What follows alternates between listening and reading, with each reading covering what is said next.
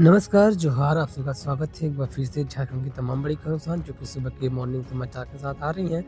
मतलब कि नागपुरी गायक डेविड विंच की लाठडंडे से पीटकर हत्या, 3 आरोपी अरेस्ट। गंभीर है आरोप है कि रांची जिले के कमांडर थाना क्षेत्र के डटगुंडो गांव में छेड़छाड़ के आरोप में गुरुवार की शाम को डेविड विंच नामक एक 37 वर्षीय युवक की लाठी से डंडे से पीटकर हत्या कर दी गई। पेशे से नागपुरी गायक डेविड विंच मूल रूप से मंडल के ही हिंजरी गांव का निवासी था और रांची के लोहर कोचा में रहता था। वर्तमान में पिछले 1 माह से टटकुंडो गांव में अपने दोस्त काली उरांव के साथ रहा था। उसकी हत्या के आरोप में मांडा पुलिस ने त्वरित कार्रवाई कर टटकुंडो गांव के एक ही परिवार के सुमरा उरांव, जितवाहन उरांव व सोनू उरांव को शुक्रवार को जेल भेज दिया है। बताया जा रहा है कि मंदबुद्धि लड़की को गुरुवार को घर में अकेले छोड़कर परिवार के लोग काम करने गए थे। शाम को जब वापस लौटे तो लड़की घर में नहीं मिली। गांव में उसे ढूंढने के क्रम में किसी ने बताया कि लड़की को डेविड विंच के साथ देखा गया था। शुरू में पूछने पर डेविड विंच ने लड़की के संबंध में परिवार के लोगों को कुछ नहीं बताया था, लेकिन जब उससे सख्ती की गई तो उससे मिली जानकारी के आधार पर लड़की को शाम करीब 6 बजे गाँव के निकट ही स्थित पतरा के बरामद कर लिया गया। तो वहीं दूसरी ओर झारखंड विधानसभा का शीतकालीन सत्र, सांसद विद्या साहू गैस बरामदगी मामले में बीजेपी ने हेमंत सोरेन सरकार को घेरा। जबकि झारखंड विधानसभा के शीतकालीन सत्र का पहला दिन हंगामेदार रहा। पिछले 4 साल में पहली बार शुक्रवार को नेता प्रतिपक्ष अमर कुमार ब्राउरी सदन में मौजूद रहे। सदन में पहले दिन शोक प्रस्ताव रखा गया था। विधानसभा के बाहर विपक्षी बीजेपी ने कांग्रेस सांसद विद्या साहू गैस बरामदगी मामले में सरकार को घेरा। विद्या साहू को गिरफ्तार करने और पूरे मामले की सीबीआई जांच की मांग करते हुए तख्तियां हाथों के लिए बीजेपी विधायकों ने विधानसभा के बाहर प्रदर्शन किया। इससे पूर्व सांसद भवन की सुरक्षा में चूक मामले को देखते हुए विधानसभा में सुरक्षा के बड़े इंतजाम किए गए थे। करीब 1000 पुलिसकर्मी विधानसभा की सुरक्षा में तैनात रहे। सुरक्षा व्यवस्था में एडीएम लॉ एंड ऑर्डर भी मौजूद रहा। तो दूसरी ओर झारखंड में सीएम हेमंत सोरेन बोले, बेटियों को उच्च शिक्षा में मिलेगी आर्थिक मदद, बिचौलियों के खिलाफ होगी कार्रवाई। झारखंड के सीएम हेमंत सोरेन ने शुक्रवार को खूंटी के कचहरी मैदान में आयोजित आपकी योजना आपकी सरकार आपके द्वार कार्यक्रम में खूंटी वासियों को विकास योजनाओं की सौगात दी। उन्होंने 437 करोड़ 38 लाख रुपए की 76 योजनाओं का शिलान्यास एवं 406 करोड़ 20 लाख रुपए की 27 योजना का उद्घाटन किया। इस दौरान 11,841 लाभुक के बीच 88 करोड़ 64 लाख रुपए की परिसंपत्ति का वितरण किया। किसान क्रेडिट कार्ड से 4,737 एवं मुख्यमंत्री रोजगार सृजन योजना से 15 समेत अन्य योजनाओं से लाभुकों को आश्रित किया गया। सीएम हेमंत सोरेन ने कहा कि बेटियों को उच्च शिक्षा के लिए आर्थिक सहयोग देंगे। अब परिवार की सब बेटियों को सावित्रीबाई फूले की सुश्री समृद्धि योजना का लाभ भी मिलेगा। 12वीं के बाद भी उच्च शिक्षा में सरकार झारखंड की बेटियों को आर्थिक सहयोग करेगी। सिर्फ डिग्री नहीं लेकिन बल्कि इसे आगे इंजीनियरिंग, डॉक्टर, लॉ आदि समेत अन्य उच्च शिक्षा की ओर अग्रसर सकेगी। राज्य सरकार यहाँ के छात्र छात्राओं को गुरुजी स्टूडेंट क्रेडिट कार्ड योजना के तहत आर्थिक मदद करेगी।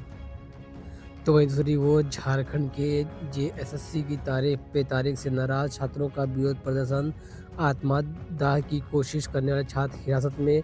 बाचले के जेएसएससी यानी झारखंड कर्मचारी चयन आयोग के खिलाफ झारखंड के छात्रों का गुस्सा 7वें आसमान पर रहा था।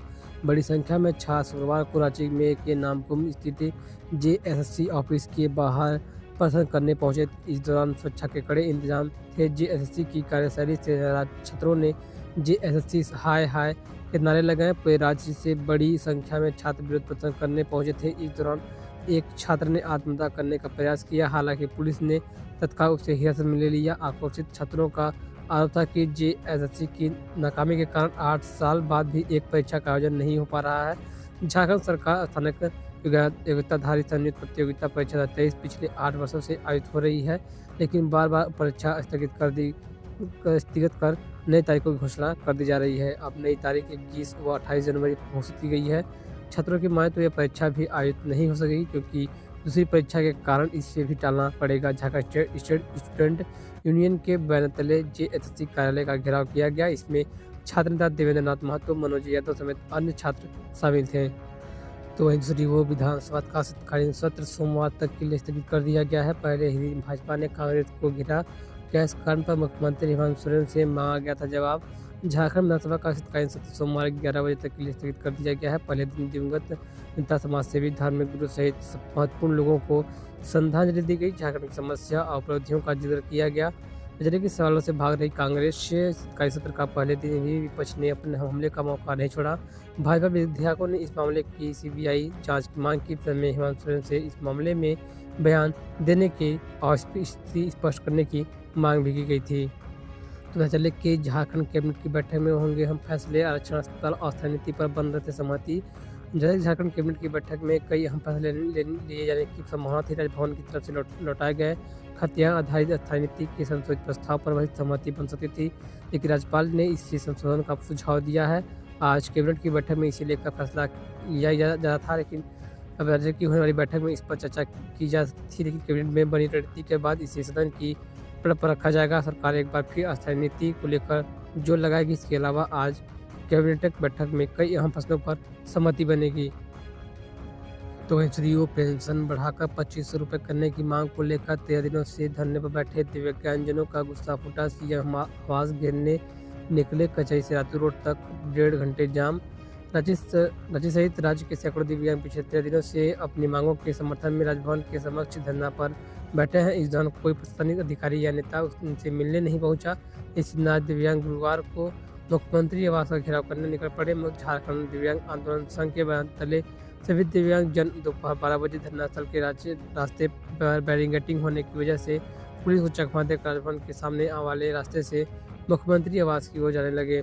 मुख्यमंत्री आवास घेराव करने की कार्यक्रम की पुलिस को भनक तक नहीं लगी। जब काफ़ी संख्या में दिव्यांग रास्ते से आगे बढ़ने लगे तब पुलिस हरकत में आई और राजभवन के मुख्य द्वार से पहले उन्हें रोक दिया। इस दौरान दिव्यांगजन सीएम से मिलने की जिद पर अड़े गए, लेकिन पुलिस उन्हें आगे नहीं बढ़ने दे रही थी। ये देखकर दिव्यांग आक्रोशित हो गए और पुलिस से उलझ गए। दोनों ओर से तीखी झड़प हुई। पुलिसकर्मियों ने पहले तो उन्हें पीछे हटने की चेतावनी दी, लेकिन जब वे नहीं माने तो हड़काया। इस बीच मौके पहुंचे डीएसपी ने दिव्यांगजनों से वार्ता की। उनके बाद बताया कि वे मांग पत्र दे सीएम के पास पहुंचाया जाएगा। इसके बाद दिव्यांगजन पीछे हटे। तो एनएचडीओ नितिन गडकरी से मिले सांसद विद्युत वरण कैबिनेट से स्वीकृति लेने। इसके बाद एलिवेटेड कॉरिडोर का निर्माण होगा। सांसद विद्युत वरण महतो ने गुरुवार को केंद्रीय राजमार्ग एवं परिवहन मंत्री नितिन गडकरी से मुलाकात की थी। इस मुलाकात में नई दिल्ली से मुलाकात की। उन्होंने NH-33 पर पाराडीह से बालीगुमा तक double leg taker elevated corridor निर्माण पर वार्ता की। केंद्रीय मंत्री ने बताया कि डबल टेकर एलिवेटेड कॉरिडोर के निर्माण कार्य की लागत राशि लगभग 2200 करोड़ होगी। लागत राशि बढ़ने के कारण इसकी स्वीकृति पुनः मोदी कैबिनेट से लेना अनिवार्य है, इसलिए कैबिनेट में प्रस्ताव भेजा जाएगा। इस पर सांसद ने सुझाव दिया कि वर्तमान में सिंगल एलिवेटेड कॉरिडोर का निर्माण कार्य प्रारंभ किया जाए। इस पर मंत्री ने भरोसा दिलाया कि NHAI के अधिकारियों का निर्देश दिया जाएगा। एलिवेटेड कॉरिडोर के पूर्व निर्धारित बजट में यह कार्य प्रारंभ कराया जा सकता है। तो एनएचडीओ लोहरदंगा में हाथियों का उत्पात, 3 घरों को किया क्षतिग्रस्त, फसलों को रौंदा। जैसे कि कुंडू लोहरदंगा में गजराज का आतंक थम नहीं रहा है। पिछले एक पखवाड़े में भीतर 3 गाँव में गजराज के आतंक से ग्रामीणों में दहशत है। गजराज को सुरक्षित क्षेत्र में पहुंचाने में वन विभाग नाकाम साबित हो रहा है। हाथियों ने 3 घरों को क्षतिग्रस्त करने के साथ साथ फसलों को भी नुकसान पहुंचाया है। तो वहीं दूसरी ओर झारखंड में फिर गरमाया 1932 के खतियान का मामला। झारखंड की राजनीति में एक बार फिर 1932 खतियान का मुद्दा गरमाने वाला है। राज्यपाल ने 1932 खतियान से जुड़ा विधेयक विधानसभा को लौटा दिया है। इसमें जो बातें कही गई हैं उसको पढ़कर सदन के सदस्यों को सुनाया गया। राज्यपाल की ओर से इस विधेयक की विसंगतियों की ओर इंगित किया गया है। हेमंत सोरेन की सरकार ने विधानसभा का विशेष सत्र बुलाकर 1932 से खतियान आधारित अस्थायी नीति को विधानसभा में पारित करवाया। तब भी इस पर जमकर राजनीति हुई थी। झारखंड मुक्ति मोर्चा, कांग्रेस, राष्ट्रीय जनता दल की गठबंधन सरकार ने इसे ऐतिहासिक फैसला करार दिया था, जबकि विपक्ष ने सरकार की मंशा पर सवाल खड़े किए थे। विपक्ष ने कहा था कि आनन-फानन में जिस तरीके से इस बिल को पारित किया गया है और 9वीं अनुसूची में डालने की केंद्र से अपील की गई है, वह दर्शाता है कि सरकार इस कानून को पारित करने के प्रति ईमानदारी नहीं है, सिर्फ राजनीतिक लाभ के लिए उसने ऐसा किया। अब जबकि झारखंड विधानसभा का शीतकालीन सत्र शुरू हो रहा है, तो इस बिल का पर सदन में हंगामा लाजमी है। विधानसभा के शीतकालीन सत्र से में क्या क्या होना है और 1932 के खतियान पर राजनीतिक दल किस तरह से आगे बढ़ेगा। बता दें कि अभी तक कोई भी लगातार चले कि विधानसभा में इसकी बात को लेकर के एक बार फिर से सहमी-समा देखने को मिल सकता है।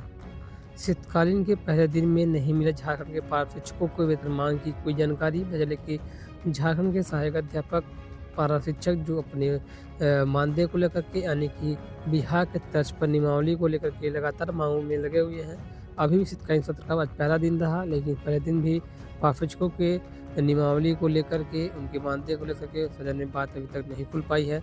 आने वाले सदन में की बैठक में हो सकती है झारखंड के सहायक अध्यापक पारा शिक्षकों को एक बार फिर मौका मिले उनकी बातों को रखने का और उनके वेतनमान में, नियमावली में सुधार करने का। तो फिलहाल खबरों बस इतना ही। यदि कोई आज की तमाम बड़ी खबर जो किसी प्रकार के समाचार के साथ आज मेरी खबर पसंद आई होगी, खबरों को शेयर कीजिएगा, लाइक कीजिएगा, चैनल पहली बार आए हैं सब्सक्राइब जरूर कीजिएगा। जय हिंद, वंदे मातरम।